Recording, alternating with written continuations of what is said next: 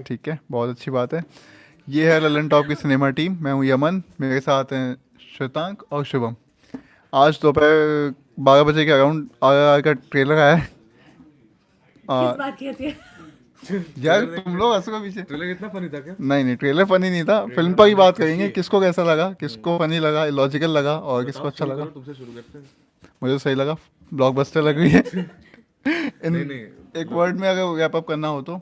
बाकी हाँ, illogical scenes भी हैं ऑब्वियसली, और मतलब कब तक उनको भी एंटरटेनमेंट के नाम पे परोसेंगे। जैसे वो एक जगह थी जहाँ पे वो उसकी गाड़ी घूमती है और गन हवा में होती है, गन पकड़ के फिर फायर कर देता है। ऐसे सीन्स भी हैं। मतलब जॉन अब्राहम करे तो हम कॉल आउट कर दें, और वहाँ नहीं वो करें तो अच्छी बात है, वाह वाह मज़ा आ गया, सीटियाँ बजाओ। मैं करूँ तो कैरेक्टर डिले हाँ हाँ, वही। वाला वो ठीक है। सलमान भाई रेफरेंस, सलमान भाई फैन है श्वेतांक, तो ये लो। आ, हाँ, मेरा पॉइंट ये था कि मतलब जैसे कि यमन ने बताया कि एक्शन पीसेस जो थे वो थोड़े से इनको थोड़े ऑफ लग रहे थे, लेकिन मुझे मुझे वही वाला पार्ट सबसे इंटरेस्टिंग लगा जो कोऑर्डिनेशन था ना उनका।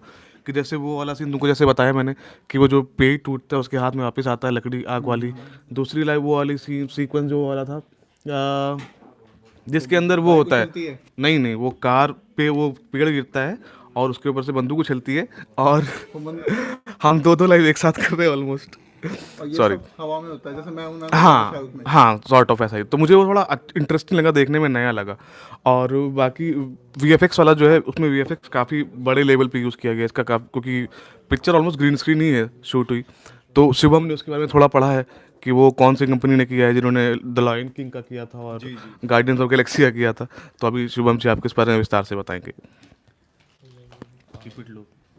तो जो वीएफएक्स की बात हुई है, एनिमेशन की बात हुई है, तो वीएफएक्स में इसने जिस कंपनी ने काम किया उसका नाम है मूविंग पिक्चर कंपनी, जिसने द गार्डियंस ऑफ गैलेक्सी और द लायंस किंग जैसी बड़ी बड़ी कई हॉलीवुड फिल्मों में वीएफएक्स दिए हैं। सेम एनिमेशन में भी इनकी एक कंपनी है जो मैंने अभी अपनी स्टोरी में इसका जिक्र किया है।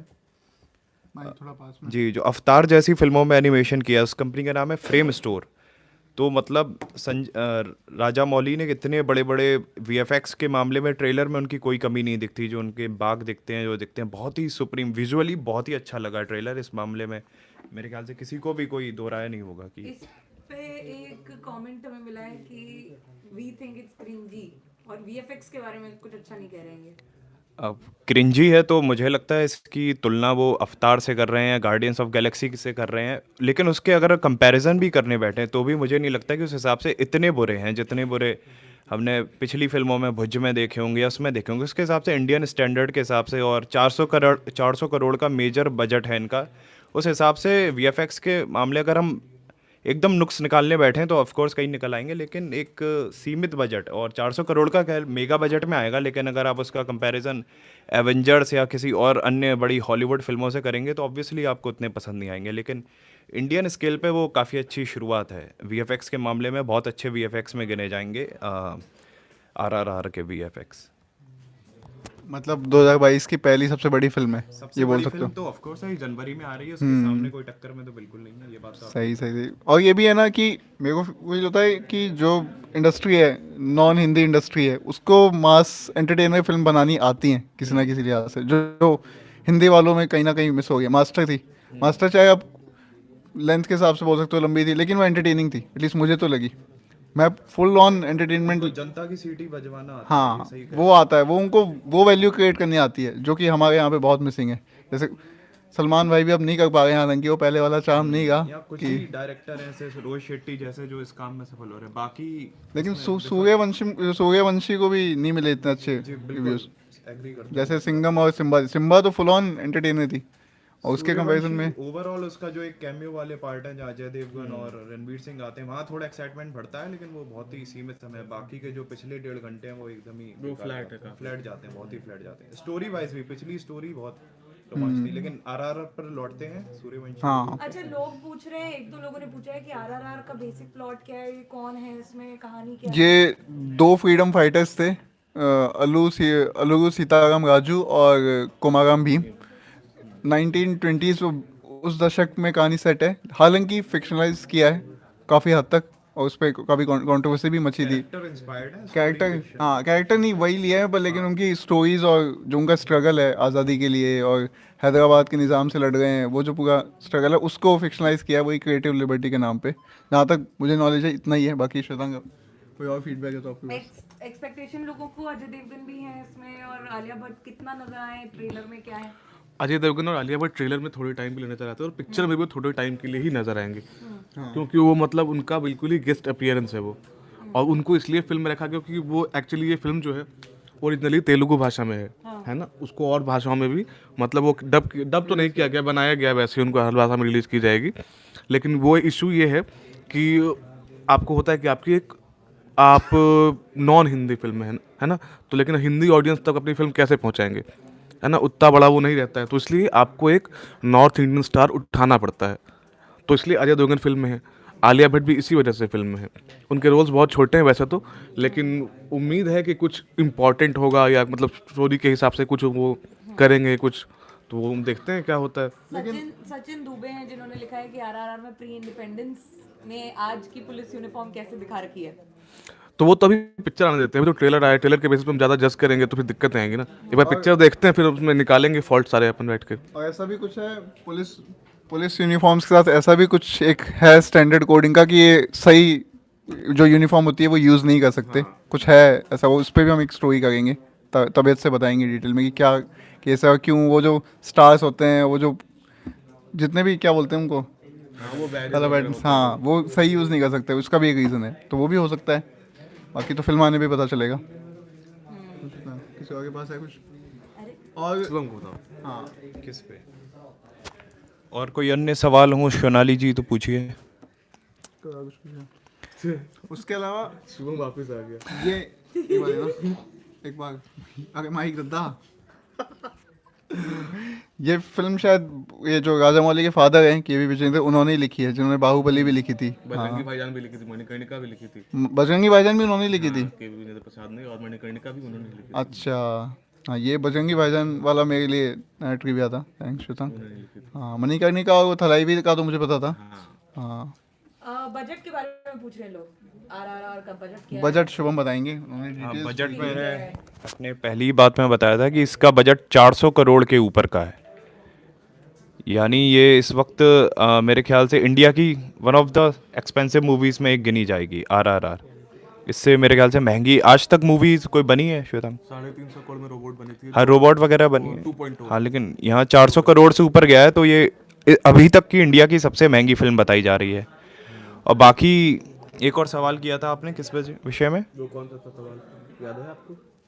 तुम वो बताओ, व्यू टू वो एक्ट्रेस कौन है, हॉलीवुड एक्ट्रेस जो नजर आ रहे हैं फिल्म में, वो कौन लोग हैं? हाँ, इसमें एक बॉन्ड गर्ल आ रही हैं, जो क्या नाम था भाई उनका? एलिसन डूडी, जो जेम्स बॉन्ड की पहली फिल्म, पहली नहीं मतलब उनकी पहली फिल्म हाँ थी, उनकी अभी पहली फिल्म थी जेम्स, वो आई हैं जी बॉन्ड सीरीज, तो उसमें आरआरआर में आपको बॉन्ड गर्ल भी देखने को मिलेंगी।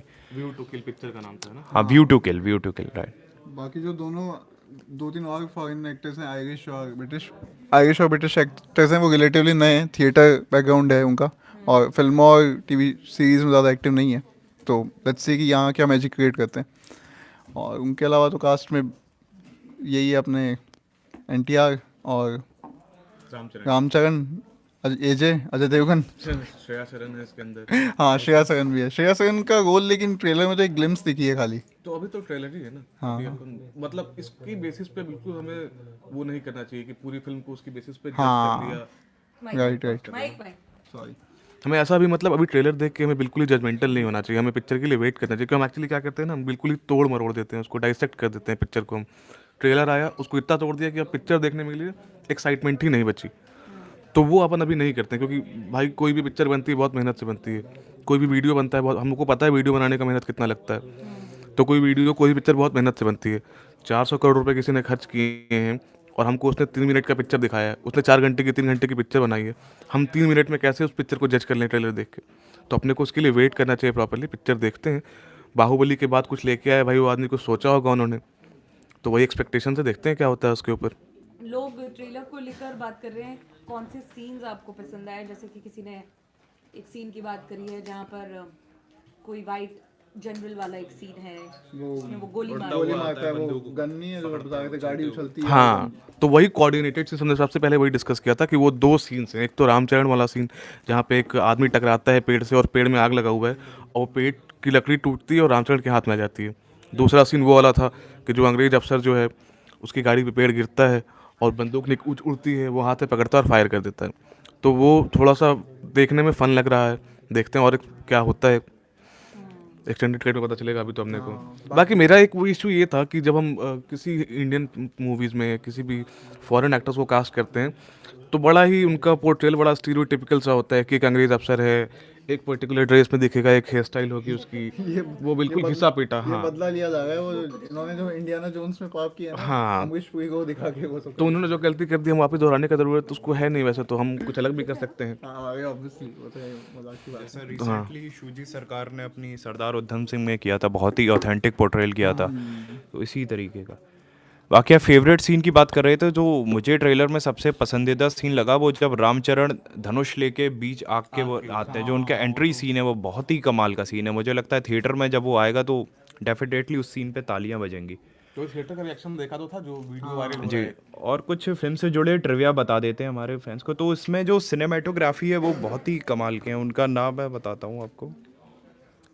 एक तो यहाँ उसकी बैकग्राउंड स्कोर की तारीफ भी बननी चाहिए, जो हाँ जो बहुत ही अच्छा बैकग्राउंड स्कोर है। ये इनफैक्ट ये उन्होंने ही दिया है जिन्होंने बाहुबली का और बाहुबली 2 का दिया था, तो जो है वो बहुत ही कमाल का लग रहा है। MM कीरवानी जी हैं जिनका ये बैकग्राउंड स्कोर है और बहुत ही कमाल का है। मतलब ट्रेलर में ही मज़ा आ गया, जब सराउंड साउंड में उसको सुनेंगे तो और मज़ा आएगा। अच्छा कहाँ पर आएगी ये भी एक सवाल। अच्छा कहाँ पर आएगी, तो ये आपके नज़दीकी दूर वाले, उससे भी दूर वाले थिएटर में आएगी जहाँ तक उम्मीद है। उसके 90 दिन बाद OTT पर आएगी। OTT कौन सा, वो होगा नेटफ्लिक्स। और उसके बाद मेरे ख्याल से कभी TV पर भी आई जाएगी। तो बाकी कब आएगी, तो ये है 7 जनवरी 2022 को आएगी, तो अपने हिसाब से देख लीजिए।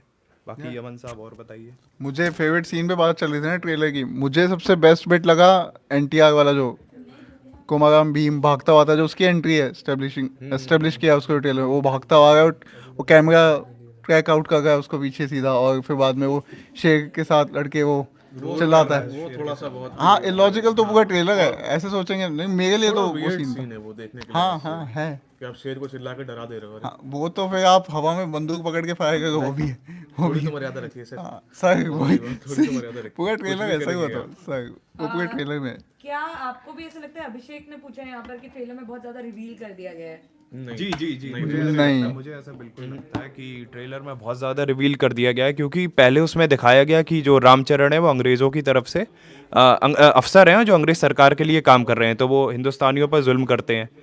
लेकिन उसके बाद ही ट्रेलर में ये भी दिखा दिया जाता है कि एंड में वो अंग्रेज़ सरकार के खिलाफ हो जाते हैं और भीम के साथ मिलकर, जो जूनियर NTR प्ले कर रहे हैं, उनके साथ मिलकर अंग्रेज़ों के खिलाफ लड़ने लगे। तो मेरे ख्याल से सिर्फ उतना ही दिखाया जाता कि रामचरण है जो हिंदुस्तानियों पर जुल्म ही कर रहे हैं, कि ट्रेलर से यही रिवील होता कि भी फिल्म में एंटी हीरो हैं या विलन है, बाद में दिखा देते कि वो निकलता है। लेकिन मेरे ख्याल से पूरी कहानी पता चल गई है। जो मोटी मोटी कहानी समझ में आई है वो ये है कि एक लीडर है वो हिंदुस्तानी की तरफ से है, दूसरा एक है अंग्रेज़ है, रामचरण प्ले कर रहा है।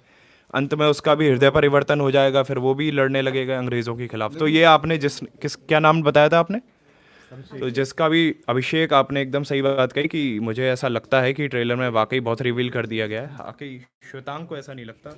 मैं यहाँ शुभम से डिसएग्री करता हूँ। मुझे लगता है कि ये बड़ी पिक्चर है ना, तो जब आप इतनी बड़ी पिक्चर बनाते हो तो आप एक फ़ैन सर्विस करते हो। आपको पता होता है कि फैंस क्यों सिनेमाघर में आएंगे, तो वो एक्टर्स को देखने के लिए आते हैं ना। और वहाँ पे तो खैर वो आइडल वर्शिपिंग वाला सिचुएशन है, तो वो अपने एक्टर्स को देखने, स्टार्स को देखने के लिए आते हैं। तो उनको अगर आप नेगेटिव कैरेक्टर्स में दिखाओगे ना तो वो बहुत वो हो जाता है उनके लिए कि इसको कैसे एक्सेप्ट करें, है ना। तो इसलिए वो एक नेगेटिव से शुरू किया, लेकिन वो एक राउंड अप दे दिया तुमको कि ये होने वाला है, लेकिन ये छोटा है बहुत। तुमको जो दिखा रहा हूँ बिल्कुल छोटी स्टोरी है, स्निपेट है ना। वो पूरी स्टोरी खुलेगी फिल्म के अंदर, तो वो पॉइंट है। मेरा एक सवाल था, लेकिन आपको लगता है कि ये स्टोरी नेगेटिव ड्रिवन होगी या फिर वो जो मासी पॉइंट्स होंगे वो मास और उनके भरोसे चलेगी स्टोरी, या फिर वो वाला एलिमेंट? क्योंकि दोनों नहीं चल सकते एक साथ यूजुअली, क्योंकि ये बाहुबली में भी, ये बाहुबली कंक्लूजन में भी ये आप किया था, एंड में आके वो एंट्री वाला सीन याद होगा नारियल के पेड़ से, तो वो तो फिर कहानी की तो निर्मम हत्या थी वो। लेकिन वही बोला ना कि मास सिनेमा, हाँ, मास तो सिनेमा इस फिल्म का मेन पॉइंट क्या है? मास सिनेमा ही है मेरे हिसाब से। देख के तो मास ही लग रहा है। मासी है। और जिस तरह की रियल स्टोरी है उसको इतना फिक्शनलाइज कर दिया हाँ। है, और उसके बाद तो आप फिक्शनलाइज करके उसको कितना खराब करोगे आप, उसको आप फिक्शनलाइज कर चुके हैं आप, तो आप उसको एक ऐसा सिनेमा बनाओ जिसको जाके पब्लिक एंजॉय कर पाए, क्योंकि आप उसको ज़्यादा आप प्रीची बनाओगे और ज़्यादा डालोगे आप उस पूरे बैकड्रॉप में कि स्वतंत्रता और ये वो फ्रीडम फाइटिंग ये वो, उसमें चलेगा नहीं। आपको एक्शन चाहिए, तो ऐसा एक्शन थोड़ी होता था ब्रिटिश के टाइम में कि मतलब मचाए जा रहे हो। आग में से निकल हाँ। के बाण मारे जा रहे हो वो सब। हाँ, तो वैसा सॉरी, तो वैसा एक्शन तो नहीं होगा। और कुछ ऐसा कोई सवाल बचे जो हमें लेने चाहिए या कुछ मेजरली सवाल यही है एक्चुअली कि जो किरदार दिए गए हैं शायद या ट्रेलर में जितनी प्रेजेंस आलिया की है या अजय देवगन की है वो बहुत कम है और लोग इससे काफी ज्यादा नाराज भी हैं। तो वो तो मतलब ऑब्वियस है ना, क्योंकि आप साउथ के दो सबसे बड़े स्टार्स को लेके पिक्चर बना रहे हो, लेकिन आपको वही है कि आप नॉर्थ इंडियन ऑडियंस भी चाहिए आपकी पिक्चर के लिए, वही आपकी पिक्चर को बड़ा हिट करेगी, तो इसके लिए उनको अजय देवगन मांगता है, आलिया भट्ट चाहिए उनको। आलिया भट्ट का कैरेक्टर वो आपको दिखता है, वो बहन वाला कैरेक्टर भी मुझे लगता है तो बचपन से ही है। तो आलिया उसमें तो उनका कैरेक्टर है, एक्टर नहीं है उसके अंदर आलिया। यहाँ पर एक कमेंट है, बहुत बड़ा सा कमेंट है, उसका जिस्ट मैं आपको बता देती हूँ। उनकी पहली लाइन ये है कि this is what happens by blindly praising south cinema. ये केस क्या है करंटली, क्योंकि लोग रीजनल सिनेमा या चाहे साउथ की फिल्में हों उसको लेकर काफी ज्यादा एक्साइटेड होने लगे हैं, क्योंकि ऑफ कोर्स कंटेंट तो अच्छा मिलता ही है, पर क्या ब्लाइंडली कहीं ना कहीं हम उसे प्रेज करने लगे हैं? अब कम हो गया है, हालांकि पहले आपने ब्लाइंडली कौन सी फिल्म को प्रेस किया है? मुझे नहीं लगता कि कोई भी फिल्म ऐसी रही इसको आप बिल्कुल, अब जय भीम है, उस फिल्म को आप ऐसा हो नहीं सकता कि उसको आप क्या तोड़ोगे आप, वो इतनी दुखी करने वाली स्टोरी है वो अपने आप में, उसको आप कैसे अवॉइड करोगे या नहीं करोगे, है ना। मलयालम सिनेमा जो बन रहा है, फिल्मों की बात कर रहे हैं तो मेन स्ट्रीम फिल्म में भी अगर बाहुबली भी लेते हो आप, तो उसको किसी ने वो नहीं किया। अभी यमन ने खुद ही बोला कि वो बिल्कुल ही वो हो गया था, ओवर द टॉप चला गया था, और उसके अंदर वो नारियल के पेड़ से लोगों को अंदर पहुंचा रहे हैं, तो सब चीज़ें हुई ना, बात हो रही है उसके ऊपर। नेगेटिव है जो नेगेटिव रहेगा, जो पॉजिटिव है उस पर बात होनी चाहिए। सही बात। ठीक है, तो अभी दुकान बंद करें अपन। अरे एक पॉइंट रह गया बात। हाँ, ये खुली है, इनकी दुकान खुली है। नहीं, ये इस एक पॉइंट पे बात करनी जरूरी है जो मेरी श्वेतांग से हो भी गई थी लाइव शुरू करने से पहले, कि जो फर्स्ट लुक आया था कोमाराम भीम का, जो एनटीआर का जूनियर एनटीआर का कैरेक्टर है, तो उसको दिखाया था कि मुस्लिम टोपी पहनी हुई है, वो नमाज अदा करके खड़ा हुआ है, जिसपे बहुत लोग पॉलिटिकल आउटफिट्स ऑब्वियसली वो बिगड़ गए थे कि ऐसा क्यों दिखा रहे हो, मुस्लिम उसमें क्यों दिखा रहे हो, ये सब ड्रामा हुआ था। उसके बाद जो राइटर हैं फिल्म के, उन्होंने कहा था कि ये वहाँ के जो निज़ाम है हैदराबाद से, उनसे बचने के लिए भेस बदला हुआ है इसने। हालांकि ट्रेलर में इस सीन का या उसका कोई भी झलक नहीं मिलती, तो डिलिबरेटली कट कर दिया जाएगा या क्या कर दिया जाएगा, ऐसा कुछ लगता है आपको? क्योंकि अभी सेंसरशिप का तो बहुत ज़्यादा ये हो गया, मेकर्स पहले डर जाते हैं रिलीज़ करने से पहले। अभी हम लोग के साथ हो गया कि हम लोग हर दूसरी चीज़ पे ऑफेंड होने लगे हैं कि भाई इसको ऐसा कैसा बोल दिया, उसको ऐसा कैसा बोल दिया। अब किसी को मुस्लिम टोपी बना दी तो अब उसको ऐसा कैसा कर दिया। अरे वो फिल्म बना रहा है, वो उसकी दुनिया उसने खुद बनाई है ना वो, अब उसमें आप घुस रहे हो। उसने खुद पूरी दुनिया क्रिएट की अपना पैसा खर्चा करके, उसको जो ठीक लगेगा वो करेगा। ठीक है, मान लीजिए ये हो गया बिल्कुल ही वो रूड वाला पॉइंट कि ठीक है, लेकिन बेस ये है कि आजकल जैसे पिछले दिनों में भवाई आई थी, प्रतीक गांधी वाली पिक्चर, उसका ट्रेलर आया था। ट्रेलर में बहुत सारी ऐसी चीज़ें थी जो आपको देख के जिस तरह का माहौल है आप बोल सकते हो कि बहुत ही कंट्रोवर्शियल चीज़ें थी उसके अंदर। फिर पिक्चर रिलीज़ हुई, मैं पिक्चर देख के आया, मैं सबसे ज़्यादा डिसअपॉइंटेड इसी चीज़ से हुआ कि जो चीज़ उस पिक्चर को एक्साइटिंग बना रही थी, आपने पिक्चर से वही सारे सीन्स कट कर दिए, उसमें कुछ बचा ही नहीं, वो खोखली पिक्चर बन के रह गई। वो जो मैसेज डिलीवर करना चाहते हैं वो मैसेज ही कट गया, तो फिर क्या फ़ायदा ऐसे पिक्चर बनाने का। तो अभी जज नहीं करते, मैं फिर से वही कहूँगा, पिक्चर को देख लेते हैं, सीन होता है नहीं होता है, नहीं होगा तो अच्छी चीज़ें, होता है तो उसका कुछ जस्टिफिकेशन होगा। एक सवाल है कि इस मूवी का क्लैश किसके साथ है? क्या है? इस मूवी का क्लैश किसी के साथ भी हो, आपको दिख रहा है कि विनर कौन है? और जहाँ तक दिख रहा है तो अभी कोई क्लैश है नहीं इसके साथ। सबने डेट्स पुश कर ली हैं, नहीं है कोई भी, अब बाहुबली की पिक्चर भाई, मतलब बाहुबली वाले मेकर की पिक्चर, उसके सामने कोई नहीं आना चाहेगा, तो वो है इशू। और कुछ रहता है? क्या मेकर्स ने ऐसा सोचा, इनका खैर कमेंट है ये, सचिन इनका नाम है, कि पैन इंडिया करना है तो बॉलीवुड स्टार्स ले लिए जाएं, कहीं ना कहीं आई थिंक ये कहना चाह रहे हैं। बिल्कुल नहीं, एग्जैक्टली नहीं बोलेंगे। जब उनकी पहली बाहुबली पहली पैन इंडियन पिक्चर थी उनकी राजा मौली की, तो उसमें तो कोई भी बॉलीवुड एक्टर नहीं था, तो पिक्चर ने कैसे वो किल किया। तो वो है कि अगर ठीक है, मतलब आप चाहते हो कि आप सिक्योरिटी चाहते हो ना, कि चलो चलो थोड़ा सेफ कर लेते हैं, तो वो कर लिया उन्होंने इसके थ्रू। हाँ यहाँ जो अजय देवगन है और आलिया भट्ट हैं वो वही काम कर रहे हैं जो हॉलीवुड फिल्मों में प्रियंका चोपड़ा, इरफान खान वो करते हैं, इंडियन ऑडियंस को अट्रैक्ट करना। वैसे कुमेल कर रहे हैं आजकल, आप हर हॉलीवुड फिल्म में देख रहे हैं एक चाइना का कोई कैरेक्टर होता है, एक चाइनीज़ एक्टर होता है, एक इंडियन एक्टर होता है, मार्केट कैप्चर करने के लिए। सेम यहीं चल रहा है कि जो साउथ की मूवीज़ आ रही हैं उसमें नॉर्थ इंडियन एक्टर्स लिए, नॉर्थ इंडियन कहना गलत होगा, अजय देवगन जैसे बड़े बॉलीवुड स्टार्स लिए जा रहे हैं ताकि जो नॉर्थ बेल्ट है उनको अट्रैक्ट किया जा सके अपनी तरफ। और बाकी अजय और आलिया की ये पहली तमिल फिल्म है और वो तेलुगु फिल्म है, और ये लोग ऐसा क्लेम नहीं करेंगे फिल्में आपको ज़्यादा समय के लिए दिखेंगे, सिर्फ मात्र जितना ट्रेलर में दिखेंगे उसी रेशियो में वहाँ दिखेंगे। और अन्य कोई सवाल है सोनाली जी? नहीं, हम सोनाली को मिस कर रहे हैं ना। जी बिल्कुल, सोनाली जी को इतना मिस कर रहा हूँ कि मुझे लग रहा है कैमरे के पीछे कैमरे के पीछे, हाँ कैमरे के पीछे सोनाली जी हैं, वो बोल रही हैं कि हम सोनाली जी को मिस कर रहे हैं, लेकिन हम ऐसा नहीं कर रहे हैं। हालांकि 50 रुपये कटेंगे वो एक्टिंग के, बट ठीक है। और अच्छा, आखिरी सवाल है, आप 10 में से कितने स्टार इस ट्रेलर को देंगे? अंकित सिंह ने पूछा। या स्टार देने में तो बिलीव नहीं करते, ना रिव्यूज़ में देते हैं ना वो करते हैं, क्योंकि ये सब्जेक्टिव मामला है, आपकी अपनी पसंद है। मैं 5 बोल दूँ और आपको 10 लाख मटेरियल लगे तो फिर क्या फ़ायदा। ओके, ये अच्छा इंटरेस्टिंग क्वेश्चन है शादाब वारसी।